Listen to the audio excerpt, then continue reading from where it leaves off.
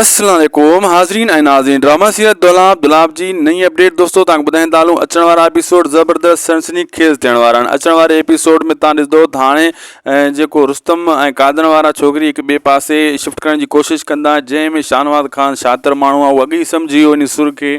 इन जे करे उहो पंहिंजा माण्हू घुराए अने जे पोयां लॻाए छॾींदो जासूसी में। जीअं ही अगरि अहिड़ी हरकत करनि त छोकिरी इन्हनि खां फुरी वञे ऐं होॾो पुलिस खे बि हुन चई छॾियो आहे। पुलिस बि राब्ते में आहे। तमामु जल्द दोस्तों तव्हां ॾिसंदो अचण वारे एपिसोड में रुस्तम वारनि सां इहो जेको आहे न धोखो कयो वेंदो ऐं इहो शाहनवाज़ ख़ान धोखो कंदो।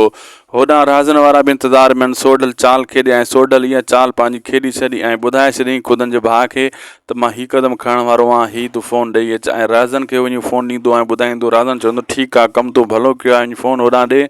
जीअं हिते अचे सोडल त असां हिनखे पूरो कयूं या हिनखे क़ैद कयूं। हू पैसा होॾो बि वठंदो, होॾो बि ख़ुदि वारो भाउ ऐं सब्ज़ी जे बहाने फ़ोन ॾींदो। लेकिन पोइ जेको आहे सोडल जे लाइ मुसीबत तयारु करे ईंदो ऐं सोडल बाद में हथी को थी वेंदो। अचण वारा एपिसोड ज़बरदस्त सनसनीखेज़ थियण वारा आहिनि ऐं मुराद पंहिंजे भाउरनि जी शादी में ई लॻो पियो आहे। तव्हां ॾिसजो दोस्तों तमामु जल्द जेको आहे मुराद बि इन्हनि शयुनि खां वाक़िफ़ु थी वेंदो त ही शाहनवाज़ ख़ान जेको गेम खेॾे पियो इहो असांजे लाइ अॻिते अञा मुसीबत बणिबी। इन जे करे हू को न को वरी जेको आहे पंहिंजी सोच जे हिसाब सां को क़दम खणंदो।